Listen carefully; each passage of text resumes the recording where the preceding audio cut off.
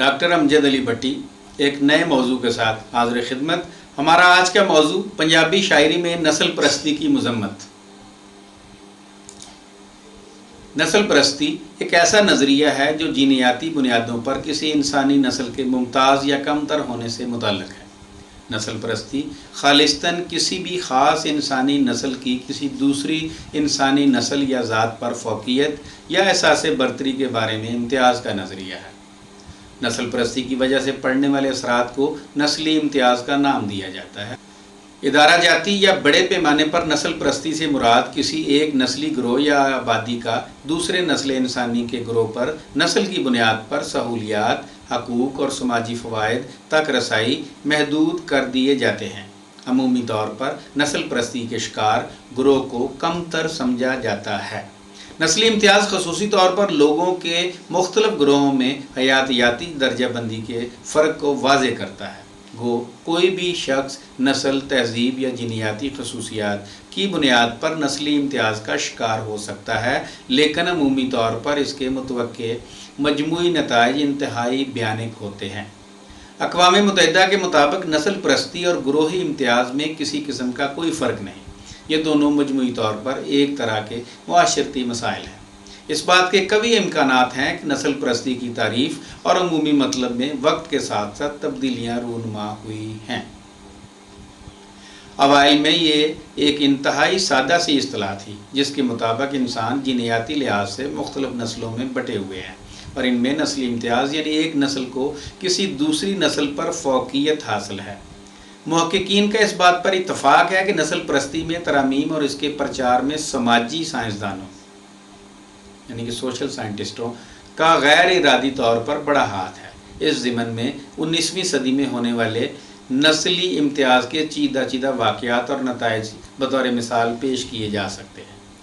इसी तरह जीनियाती और इंसानी नस्लों के बारे में तहकीक ने भी नस्ल परस्ती की लानत को फैलाने में अहम किरदार अदा किया है।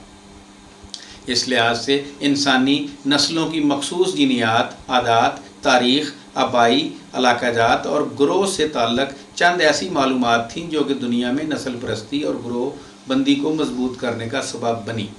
गो साइंसदान और समाजी माहिरीन और तारीख़दान इस इल्ज़ाम की तरदीद करते हैं, लेकिन ये पिछले 200 साल में इस बारे में होने वाली तहकीक और उसके नतीजे में बढ़ने वाली नस्ल परस्ती और नस्ली इम्तियाज़ के वाक़यात में इजाफ़ा इस बात के शवाहिद हैं। पंजाबी समाज में आला और अदना ज़ात वाला नज़रिया 21वीं सदी में भी पसंदीदा नज़रों से देखा जाता है। हम समझते हैं कि मुआशरे में इत्तेहाद व यकजहती का फुक़दान इसी गैर मुसावी तकसीम के बायस दिखाई देता है, क्योंकि आला ज़ात का हामिल तबका निचली ज़ात वालों से किसी भी किस्म के समाजी ताल्लुकात इस्तवार नहीं रखना चाहता। इस बेअसूली तकसीम पर शायर के एहतजाज का एक अंदाज़ मुलाहिज़ा हो। मिट्टी पानी सच्चा इको पक्कियां भी इको पट्ठे ऐ क्यों नाली बेचने लगियां ऐ क्यों माल दे मत्थे एहो जिहा एक शहर वसावां जी करदा ए मेरा हाय दी वाज भी जिथों आवे सारी दुनिया नठे माड़े नूं वख बन्नण नालों तगड़े दे संग बन्नो सांझी खुरली विचों जेड़ा खाण नहीं दिंदा पट्ठे साडे विच कमी है केड़ी सानू आखो कमी साडे नाल खलो के वेखण राजे चीमे चट्ठे परिया विच मैं तां जावांगा शर्त मेरी जे मन्नो किसे भी एक दी खातर उथे मंजा कोई ना डठे। इसका मफहूम कुछ इस तरह है कि इंसान का ख़मीर एक ही सांचे में डालकर एक ही भट्टी में पकाया गया है, यानी सब इंसानों की पैदाइश एक ही तरीके से अमल में आती है। तो फिर ऐसा क्यों होता है कि कुछ की किस्मत में गंदगी के ढेर जबकि कुछ लोग ऐशो आराम की ज़िंदगी बसर करते हैं। दिल करता है कि एक ऐसा शहर आबाद किया जाए जहाँ कोई एक इंसान भी मसाइब में मुब्तला ना हो। ऐसे शहर में कमज़ोरों और ताकतवरों के साथ एक जैसा सलूक किया जाए, तमाम इंसानों को एक जैसे वसाइल दस्तयाब हों। ऐसी बस्ती में काम करने वाले की इज़्ज़त की जाएगी और उसे कमतर नहीं समझा जाएगा। अगर सब इंसानों को अल्लाह पाक ने एक जैसी सलाहियतों से नवाजा है तो फिर राजे चीमे और चट्ठे हमसे बरतर क्यों हैं। शायर एक ऐसा शहर आबाद करना चाहता है जहाँ किसी भी मजलिस में आला और अदना का तसव्वुर ना हो और किसी को भी किसी दूसरे पर कोई बरतरी ना हो। کسی سے بھی محض ذات برادری کی بنیاد پر خاص پروٹوکول نہ دیا جائے۔ رنگ و نسل کی بنیاد پر استحصال خواہ اقوام میں ہو یا طبقات میں، یہ دونوں صورتوں میں ترقی کی راہ میں رکاوٹ کا باعث ہے۔ اعلیٰ طبقات گھٹیا اقوام کو تعلیم کے مواقع فراہم نہ کر کے دراصل اپنے لیے مزدوروں کی ایک ایسی کھیپ تیار کرتے ہیں جو صرف انہی کے کاموں میں مصروف رہے۔ ایسا کرنے میں اشرافیہ کا حکمران ٹولے کا مقصد عوام میں ہر قسم کے سیاسی، سماجی اور معاشی شعور کا فقدان پیدا کرنا ہوتا ہے۔ انسان دوست پنجابی شاعر اس ناانصافی بلکہ ظلم پر یوں لکھتا ہے: ایک دوجے نو رنگ نسل نہ پوچھن لوگ، ਇਹੋ ਜਿਹਾ ਮੈਂ ਕਿੱਥੇ ਸ਼ਹਿਰ ਵਸਾ ਦੇਵਾਂ। ਤੁਸੀਂ ਜੇ ਚੱਲੋ ਜੋੜ ਕੇ ਮੋਢੇ ਮੇਰੇ ਨਾਲ, ਤੁਸੀਂ ਜੇ ਚੱਲੋ ਜੋੜ ਕੇ ਮੋਢਾ ਮੇਰੇ ਨਾਲ, میں ਧਰਤੀ ਤੋਂ ਕਾਲੀ ਰਾਤ ਮੁਕਾ ਦੇਵਾਂ۔ شاعر ایک ایسا شہر آباد کرنا چاہتا ہے جہاں لوگ ایک دوسرے کا احترام ان کی ذات پات اور طبقات جانے بغیر کریں۔ وہ چاہتا ہے کہ عوام اس کے کاندھوں سے کاندھا ملا کر اس کا ساتھ دے تاکہ وہ روئے زمین سے مایوسیوں بھری اندھیری رات کا خاتمہ کر دے۔ نسل پرستی کا جذبہ معاشرے کے لیے نہ فطری ہے اور نہ ہی کوئی مستقل حال۔ یہ اشرافیہ کی غیر فطری تخلیق ہے جس کا مقصد غیر مساوی تقسیم کو مستقل بنیادوں پر قائم رکھنا ہے، اور یہ اس میں مکمل طور پر کامیاب دکھائی دیتے ہیں۔ یوں بھی اقوام کی پسماندگی کی بنیادی وجہ وسائل کی غیر منصفانہ تقسیم ہی ہوا کرتی ہے۔ ویسے بھی نسل پرستی اور پسماندگی کا چولی دامن کا ساتھ ہوتا ہے۔ انسان دوست پنجابی شاعر معاشرے میں غیر منصفانہ تقسیم کو منصفانہ کہنے والوں اور عوامی وسائل کو لوٹنے والوں کی مذمت ان الفاظ میں کرتا ہے: تیندوے وانگوں لمیاں لمیاں لتاں چار چوفیرے اس دھرتی تے اپنا جپ ڈاڈا کر کے لو پیا پیون۔ درندے کی مانند چاروں طرف لمبی لمبی ٹانگیں پھیلائے اس دھرتی کو مضبوطی سے قابو کیے ہوئے اس کا خون چوس رہے ہیں۔ ادوں تیک سراں تے خوف ہنیریاں چلیاں رہن گیاں، انساناں نوں جد تک اپنیاں قدراں بھلیاں رہن گیاں۔ انسان جب تک انسانی اقدار بلائے بیٹھا ہے تب تک خوف کے بادل اور آندھی چاروں اطراف چلتی ہی رہے گی۔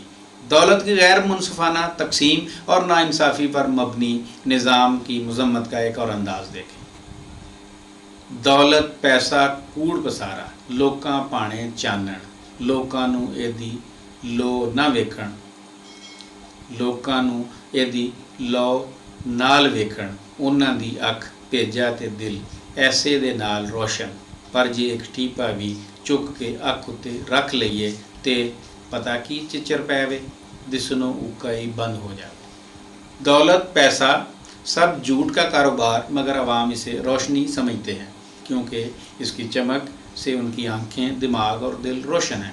مگر اگر 1 یا 5 روپے کا سکہ آنکھ پر رکھ لیا جائے تو جانتے ہیں کیا ہوگا؟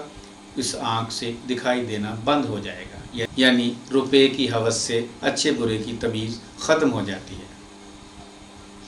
معاشرے میں انسان کی عزت و عظمت قائم ہو سکتی ہے جب ایسے ادارے، روایات، قوانین اور رسم و رواج مٹا دیے جائیں جو انسانوں کے درمیان غیر منصفانہ تقسیم قائم رکھے ہوئے ہیں۔ ایسے اداروں کا بھی وجود قائم نہیں رہنا چاہیے جو انسانی وقار کو ختم کرنے کے در پہ ہے، جو انسانوں کو بار بار کمتر، ذلتوں مارے اور بے بس ہونے کا احساس بلکہ یقین دلاتے ہیں۔ ایسی ہی کسی صورتحال کے لیے تو شاعر نے کہا تھا: کسی نو بھی رب نے غریب نہیں بنایا، فرق نیویں اچیاں دا بندیاں نے پایا نہیں۔ ایویں کہندے تروں لیکھ لکھے نے اے رب نے، رب دیاں کاغتاں چ اکو جے سب نے، اکو جے نے سارے انہوں کیڑا ہے پرایا نہیں، فرق نیویں اچیاں دا بندیاں نے پایا نہیں۔ تگڑے کہ چھڑ دے نہیں لڑ تدبیر دا، پائی رکھن ماڑیاں نوں ڈر تقدیر دا، بڑا انہاں چاتراں نے چکر چلایا نہیں، فرق اچے نیویاں دا بندیاں نے پایا نہیں۔ اللہ تعالیٰ نے کسی انسان کو بھی غریب پیدا نہیں کیا، یہ تقسیم انسانوں نے اپنی طرف سے قائم کر لی ہے۔ جو یہ کہتے ہیں کہ انسان اپنا مقدر آسمانوں سے لکھوا کر لایا ہے وہ غلط بیانی سے کام لیتے ہیں۔ اللہ تعالیٰ کے ہاں تو سب انسان ایک جیسا مقدر لے کر زمین پر آتے ہیں۔ اس ذات پاک کے نزدیک تو سب انسان اس کے اپنے ہیں، پرایا کوئی بھی نہیں ہے۔ اعلیٰ اور ادنا کا فرق اشرافیہ کا پیدا کرتا ہے، جو طاقتور ہیں انہوں نے ہی ایسی تدابیر اختیار کر رکھی ہیں کہ کمزوروں کو تقدیر سے ڈرائے رکھیں۔ یہ چالاک اشرافیہ اونچ نیچ کا فرق جان بوجھ کر پیدا کرتی ہے تاکہ ان کا روٹی پانی چلتا رہے۔ آپ کا بہت شکریہ۔ عام نیکی کریں اور لوگوں کو عام نیکی کرنے کی ترغیب دیں۔